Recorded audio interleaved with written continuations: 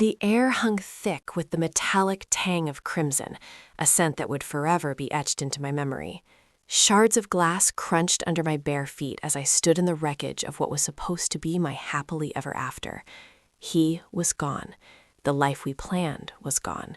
And they stood there, bathed in the warm glow of the house, their laughter echoing through the silent night, a chorus of victory.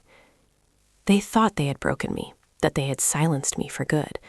But in that moment, amidst the chaos and the pain, a cold resolve began to solidify within me. If you would do anything to protect your sister, subscribe now.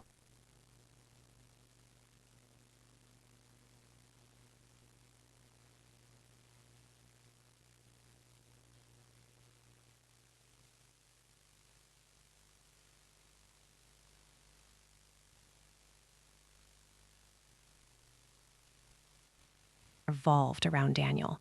He was the sun, moon, and stars of my existence. We met in college, a whirlwind of late-night study sessions, shared dreams, and an undeniable connection that felt like it was written in the cosmos. He was everything I ever wanted, intelligent, ambitious, and devastatingly handsome, with a smile that could melt glaciers. We were inseparable, two halves of a whole, destined to spend our lives together. At least, that's what I believed. 5 years melted away like candle wax. We built a life, a cozy apartment, shared friends, and the promise of a future filled with love and laughter. Then came the proposal, a beautiful sunset on the beach, a diamond ring sparkling under the twilight sky. Maya, of course, said yes, tears streaming down my face as I envisioned our wedding day, our children, our old age spent together, rocking on a porch swing. The wedding planning began immediately, a flurry of dress fittings, venue scouting, and cake tastings. My friends, Sarah and Emily, were my rocks, helping me navigate the overwhelming world of bridal magazines and seating charts. Daniel's best friend, Mark, was his right-hand man, handling the bachelor party and all the other groom-related duties. We were a team, a well-oiled machine, ready to embark on this new chapter of our lives. Or so I thought. The first crack in the facade appeared subtly, almost imperceptibly. It started with little things, a forgotten anniversary, a missed phone call, a late arrival for dinner. I brushed it off as stress, the pressures of work, the impending wedding. But then the comments began, veiled criticisms disguised as jokes. It was at my bridal shower, surrounded by my closest friends and family, that I first heard him say those words, the words that would forever alter the course of my life. I was introducing him to a distant relative, beaming with pride as I said, "This is Daniel, my future husband." He recoiled slightly, a flicker of annoyance crossing his face. Later, as we were driving home, he brought it up. "Maya," he said, his voice laced with irritation, "stop introducing me as your future husband. It makes me look like I'm settling." The words hit me like a slap in the face. Settling? Was that how he saw me? Was our entire relationship just a stepping stone for him? A convenient arrangement until something better came along? I tried to reason with him, to understand where he was coming from, but he just shrugged it off, dismissing my concerns as irrational. "You're being too sensitive," he said. "I didn't mean anything by it." But the seed of doubt had been planted, a tiny sprout of unease that would slowly but surely grow into a towering tree of suspicion. The weeks leading up to the wedding became a blur of forced smiles and strained conversations. I tried to ignore the nagging feeling in my gut, the voice that whispered that something was terribly wrong. I clung to the hope that it was just pre-wedding jitters, that everything would be okay once we were married. But the universe had other plans. I started noticing secretive phone calls, hushed whispers, and late-night meetings. He became increasingly distant, both physically and emotionally, his eyes glazed over with a preoccupation that I couldn't penetrate. I tried to talk to him, to bridge the growing chasm between us, but he would always shut me down, deflecting my questions with vague excuses and empty promises. My friends noticed the change too. Sarah and Emily, ever vigilant, voiced their concerns, urging me to confront him. But I was scared, terrified of what I might find. I didn't want to believe that the man I loved, the man I was about to marry, was capable of betraying me. Then came the night before the wedding, the night that shattered my illusions and revealed the ugly truth. I couldn't sleep, my mind racing with anxiety and doubt. I decided to go downstairs for a glass of water, hoping to calm my nerves. As I walked past Daniel's study, I heard voices, muffled but distinct. Curiosity overriding my apprehension, I pressed my ear against the door, straining to hear what was being said. It was Daniel, and he was talking to Sarah. At first, I couldn't make out the words, but then his voice rose, laced with a tenderness that I hadn't heard in months. "I can't do this, Sarah," he said. "I can't marry Maya. I don't love her." My heart stopped. The world seemed to tilt on its axis. I felt like I had been plunged into ice water, every nerve ending screaming in protest. I wanted to burst through the door, to confront them both, but something held me back. I needed to hear more, to understand the full extent of their betrayal. Sarah's voice, soft and seductive, filled the room. "But what about Maya?" she asked. "She loves you. How can you do this to her?" Daniel scoffed. "Maya is naive," he said. "She'll get over it. Besides, I need you, Sarah. I always have." The truth crashed down on me like a tidal wave, washing away all the love, all the trust, all the dreams that I had so carefully constructed. Daniel and Sarah, my fiancé and my best friend, were having an affair. They had been lying to me, deceiving me, manipulating me for months. The pain was unbearable, a searing agony that threatened to consume me whole. But amidst the pain, a flicker of something else ignited within me, a cold, burning rage. The person I trusted most was one of them. I stumbled backward, away from the door, my legs leaden, my mind reeling. How could they do this to me? How could the two people I loved and trusted most betray me in such a cruel and calculated way? The wedding. It was tomorrow. My dress was hanging upstairs, pristine and white, a symbol of a future that had just been ripped away from me. I wanted to scream, to shatter every object in the house, to unleash the torrent of rage that was building inside me. But I couldn't. I had to think. I had to plan. I couldn't let them get away with this. They thought they had won, that they had outsmarted me, but they were wrong. I would make them pay. I would make them regret ever crossing me. I crept back to my room, my heart a leaden weight in my chest.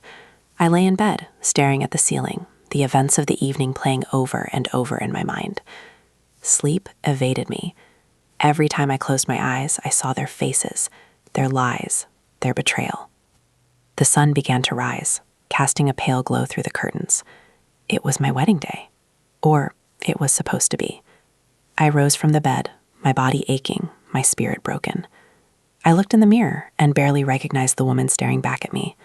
My eyes were bloodshot, my face pale and drawn, my hair a tangled mess. I was a ghost of my former self, a shell of the woman who had been so full of hope and joy just yesterday. I forced myself to take a shower, the hot water doing little to soothe my frayed nerves.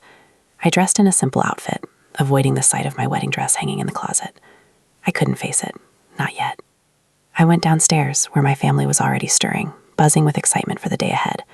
My mother rushed over to me, her face beaming. "Good morning, sweetheart," she said. "Are you excited? Today's the day." I forced a smile, trying to mask the turmoil that was raging inside me. "Yes, Mom," I said. "I'm very excited." How could I tell them? How could I shatter their dreams, their expectations, their happiness? I couldn't. Not yet. I would wait. I would bide my time. I would let them enjoy their moment of triumph, knowing that it would be short-lived.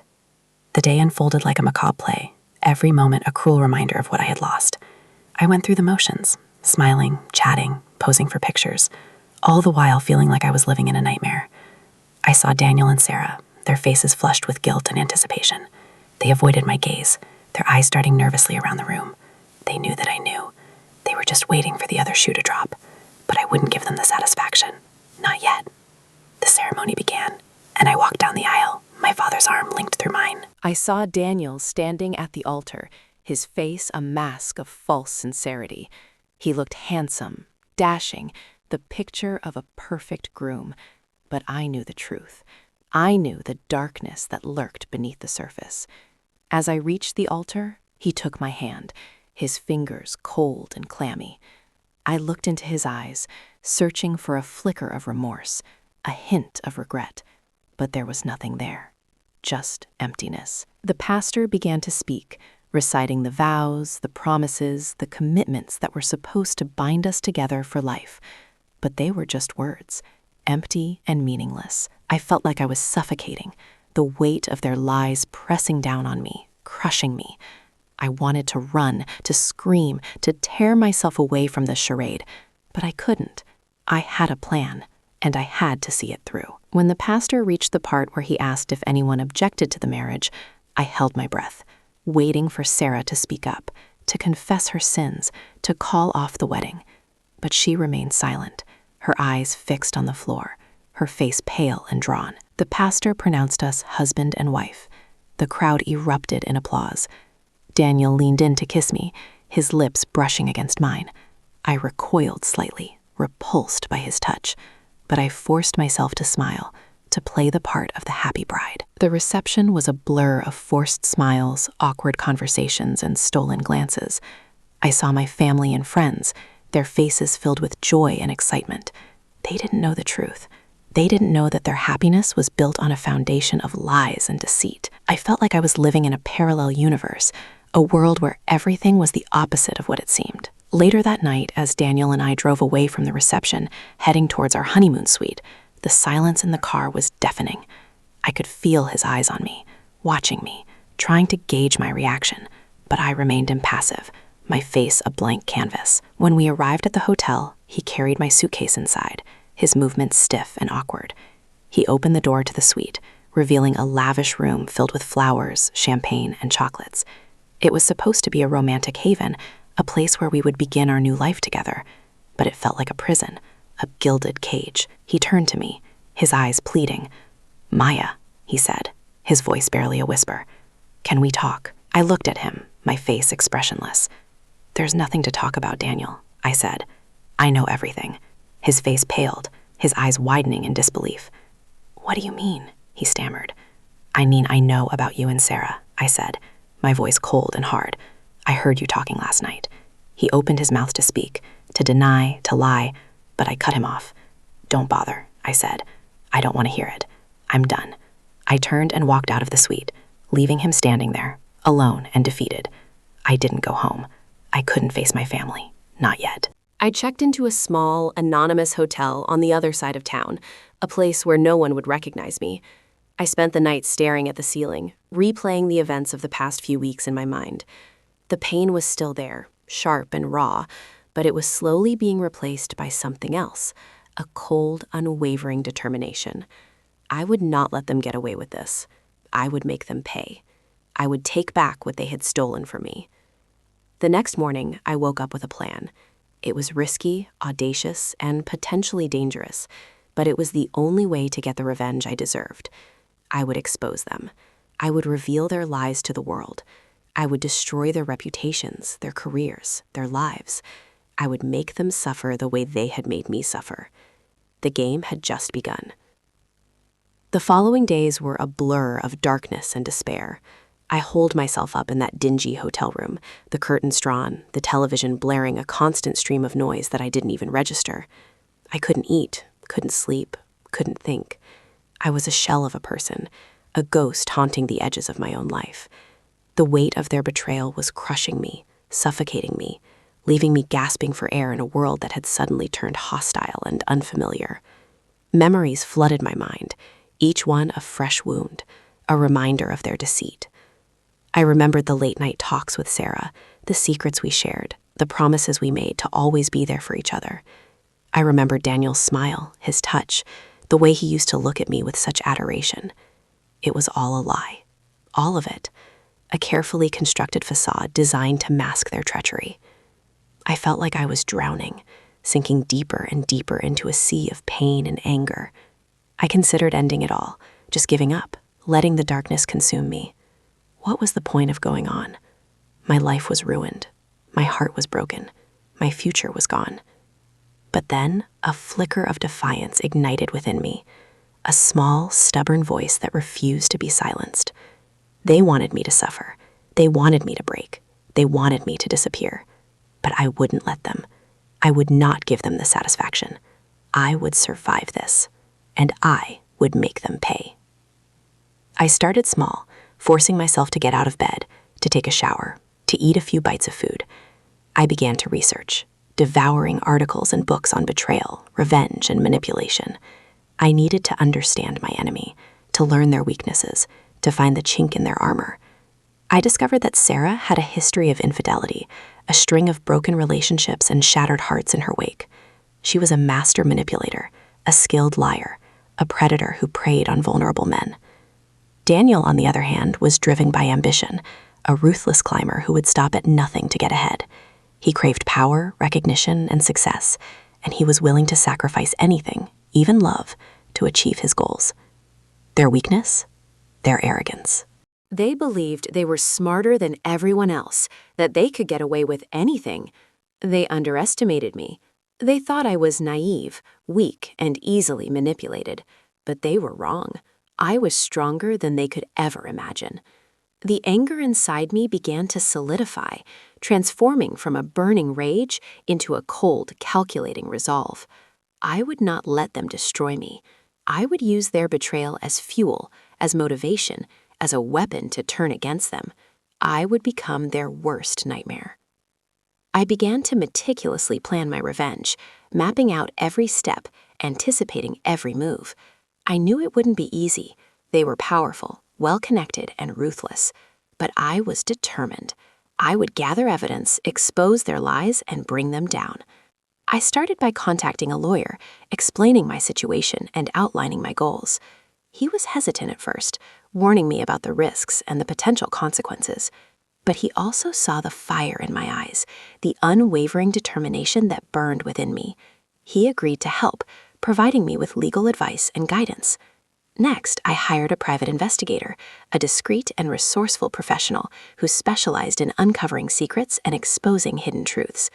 He began to dig into Daniel and Sarah's past, uncovering a web of lies, deceit, and hidden agendas.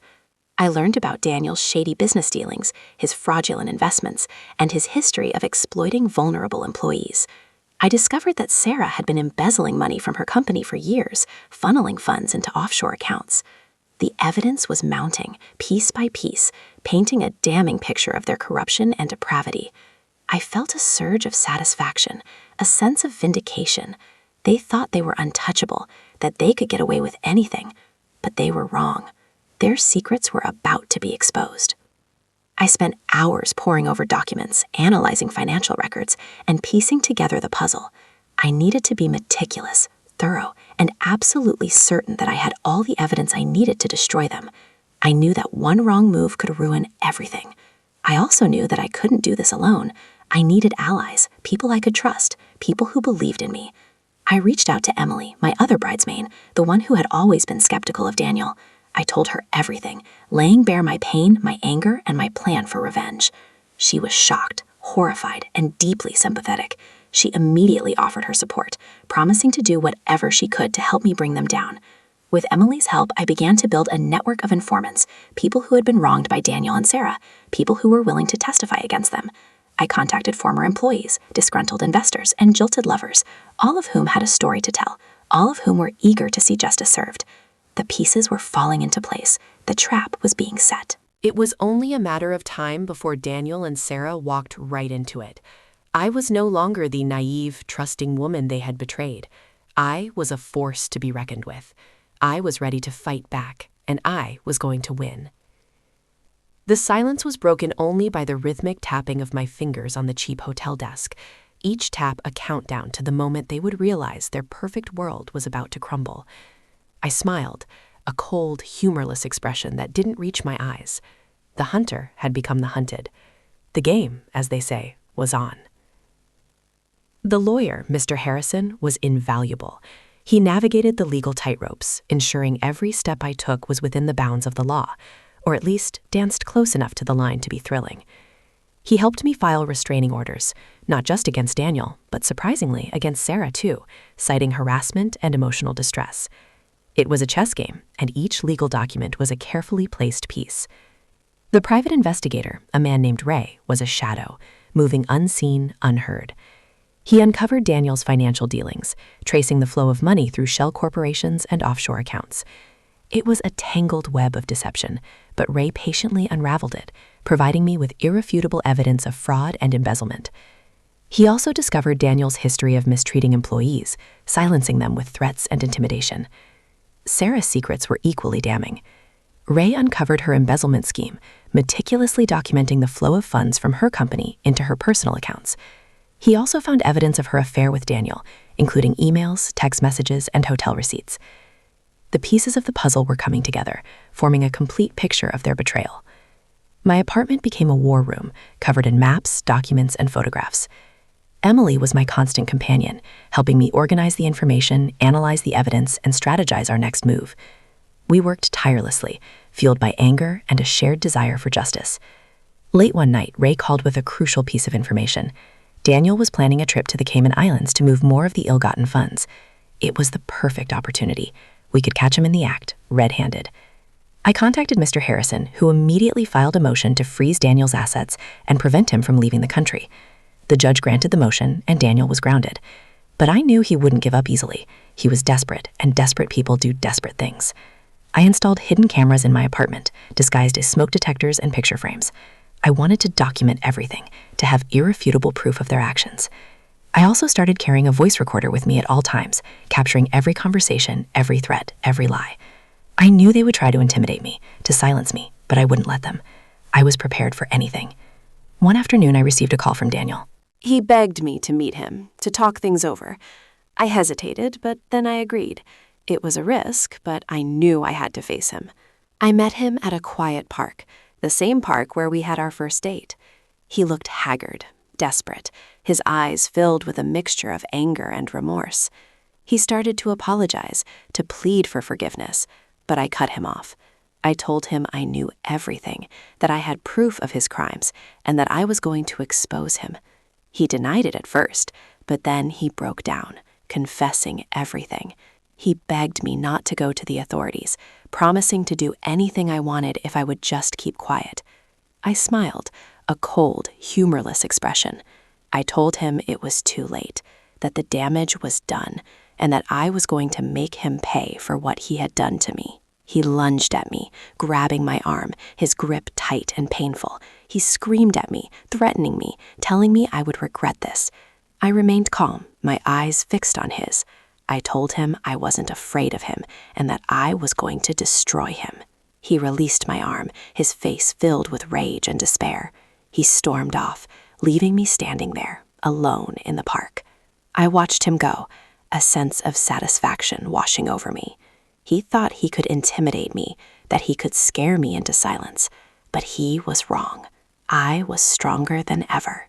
The next few weeks were a whirlwind of legal battles, media inquiries, and public scrutiny. Daniel and Sarah tried to discredit me, to paint me as a scorned lover seeking revenge. They hired a high-powered public relations firm to spin the story in their favor, but it was no use. The evidence was overwhelming, and the truth was on my side. I gave interviews to several news outlets, calmly and confidently presenting my case. I showed them the documents, the recordings, the photographs. I exposed their lies, their deceit, and their crimes. The public was outraged. They turned against Daniel and Sarah, condemning their actions and demanding justice. The authorities launched a full-scale investigation, raiding their homes and offices, seizing their assets, and interviewing their associates. Daniel and Sarah were charged with multiple counts of fraud, embezzlement, and conspiracy. They faced years in prison, the loss of their fortunes, and the destruction of their reputations. Their perfect world had crumbled, just as I had planned. The strain was immense, the pressure relentless, but I refused to yield. Each setback, each attempt to silence me only fueled my resolve. I was fighting for more than just myself. I was fighting for everyone who had ever been betrayed, manipulated, or exploited. I was determined to show them that they were not alone, that they had a voice, and that they could fight back. I would transform my pain into power. The trial was set. The world was watching. Daniel and Sarah postured, lied, and desperately tried to deflect. But I had something they didn't, the truth. And I had Ray. He called me late one night, his voice tight with suppressed excitement. "I found it," he said. the smoking gun. Apparently, Daniel, in his relentless climb to the top, had cut corners, big ones. Ray unearthed evidence that Daniel had knowingly used substandard materials in a construction project years ago, a project that resulted in a building collapse that injured dozens and, tragically, led to the early departure of 2 people. The report was buried, the investigation quashed, thanks to Daniel's powerful connections and a hefty sum of money paid to silence witnesses. But Ray had found the original engineer's report, hidden away in a dusty archive, along with signed affidavits from former employees who were willing to testify. This wasn't just fraud or embezzlement. This was reckless endangerment, and it changed everything. Sarah's involvement, while less direct, was equally damning. Ray discovered emails showing she knew about the substandard materials and actively participated in the cover-up, prioritizing profit over safety. This was the leverage I needed, the final nail in their coffin. My vision blurred and the glass in my hand shattered. I felt the sting of the shards but barely registered it, adrenaline coursing through my veins. This wasn't just about revenge anymore. It was about justice for the victims, for the families whose lives had been forever altered by Daniel and Sarah's greed. I met with Mr. Harrison immediately, presenting him with Ray's findings. He was stunned, his eyes widening as he reviewed the documents. "This changes everything," he said, his voice grave. "This could put them away for a very long time." We decided to hold the evidence back, to unleash it at the most opportune moment during the trial, to maximize the impact and ensure their conviction. It was a risky strategy, but we believed it was the only way to guarantee they would pay for their crimes. The trap was set, the bait laid. All that was left was to lure them in. I continued to play the part of the scorned lover, appearing vulnerable and distraught in public while secretly orchestrating their downfall. I knew they were watching me, listening to me, trying to anticipate my next move, but they couldn't see the storm brewing beneath the surface, the carefully calculated plan that was about to be unleashed. The trial began, and the courtroom became a stage, a battleground where truth and lies collided. Daniel and Sarah put on a convincing performance, portraying themselves as innocent victims of a vengeful ex-lover. Their lawyers skillfully deflected the initial accusations, casting doubt on my credibility and attacking my character. But I remained steadfast, calmly and confidently presenting my evidence, exposing their lies and revealing their true nature. The tension in the courtroom was palpable, the air thick with anticipation. Everyone knew that the stakes were high, that the outcome of this trial would have far-reaching consequences. Then came the call from Sarah. She asked to meet, alone. I knew this was it, the final act, the confrontation I had been waiting for. She wanted to talk, she said, to negotiate. I agreed, choosing a secluded spot overlooking the city, a place where their glittering world seemed so close, yet so impossibly far away. The night was dark, the air heavy with unspoken words. Sarah arrived first, her face pale, her eyes darting nervously. She was alone. Good. Daniel wouldn't be able to protect her. She started with the usual platitudes, the false apologies, the empty promises. I cut her off, my voice cold and hard. "I know everything, Sarah," I said. "About the building collapse, about the cover-up, about everything." Her facade crumbled, her eyes widening in panic. She tried to deny it, to lie her way out of it, but I wouldn't let her. I presented her with the evidence, the engineer's report, the signed affidavits, the damning emails. She stared at them in disbelief, her face turning ashen. "How did you get these?" she whispered, her voice trembling.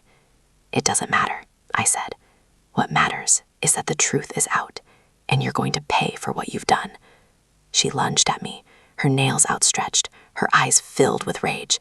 "I'll make you pay," she screamed. "I'll destroy you." I sidestepped her attack, grabbing her arm and twisting it behind her back. She cried out in pain, her struggles growing weaker. "It's over, Sarah," I said, my voice dangerously low. "You've lost." I released her, and she stumbled backward, her eyes filled with fear and despair. And then I saw Daniel. He was standing in the shadows, his face a mask of fury. He had heard everything. He stepped forward, his fists clenched, his eyes fixed on me. "You," he growled, his voice filled with venom. "You're going to regret this." He lunged. I knew this was the moment of truth. Everything had led to this. Years of planning, countless sleepless nights, and every ounce of pain was about to converge. But I was ready. I was no longer the woman he had broken. I was steel. I stepped back, letting his momentum carry him forward. He stumbled, off balance. That's when I unleashed the recording. I pressed play on the small device in my pocket, the speaker amplified enough to fill the night air. His confession, every lie, every deceit, every crime, played back in his own voice. The world stopped. Sarah gasped, her hand flying to her mouth, her eyes wide with disbelief. Daniel froze, his face draining of all color. The recording echoed through the park, a damning indictment of his betrayal. The sounds of police sirens filled the air. They were coming. "It's over, Daniel," I said, my voice devoid of emotion. "You're going to pay for everything." The trial resumed the following week, but the atmosphere had changed. The bombshell recording of Daniel's confession had completely shifted the narrative. The prosecution pounced, and then the hammer blow. Mr. Harrison presented the evidence Ray had uncovered about the building collapse, the engineer's report, the signed affidavits, the emails detailing Sarah's involvement. The courtroom erupted in chaos. Daniel and Sarah's lawyers were caught completely off guard, scrambling to defend their clients against a devastating new charges. But it was futile. The evidence was irrefutable, the witnesses were compelling, and the public was demanding justice. Daniel's face was a mask of rage and despair. Sarah's crumbled, tears streaming down her cheeks as she realized the magnitude of her downfall. The jury deliberated for only a few hours. The verdict came swiftly, guilty on all counts. Daniel was sentenced to decades behind bars. Sarah received a lighter sentence, but her reputation was destroyed. Their assets were seized, their fortunes vanished. Their perfect world had crumbled, leaving them with nothing but the bitter taste of defeat. As they were led away in handcuffs, Daniel turned to me, his eyes filled with hatred. "You haven't won," he spat. "This isn't over." I simply smiled. "Oh, Daniel," I said, "it's exactly over." The fallout was swift and brutal. Their names became synonymous with greed, corruption, and betrayal.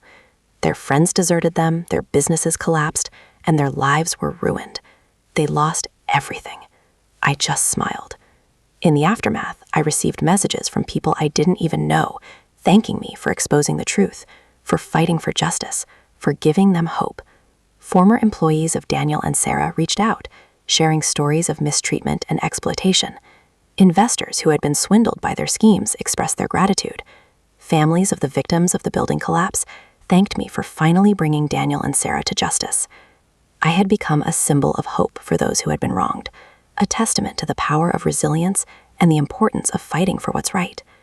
I used the platform I had gained to advocate for stronger regulations, to protect consumers and workers from corporate greed and abuse.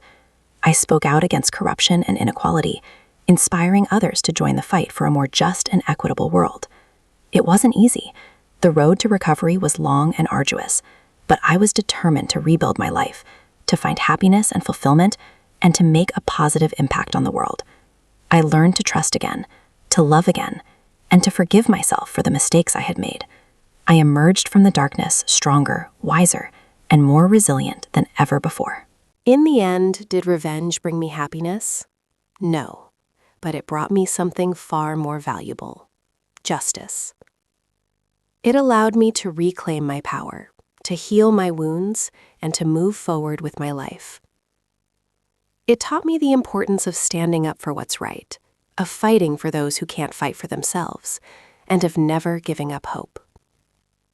Revenge isn't sweet. It's necessary.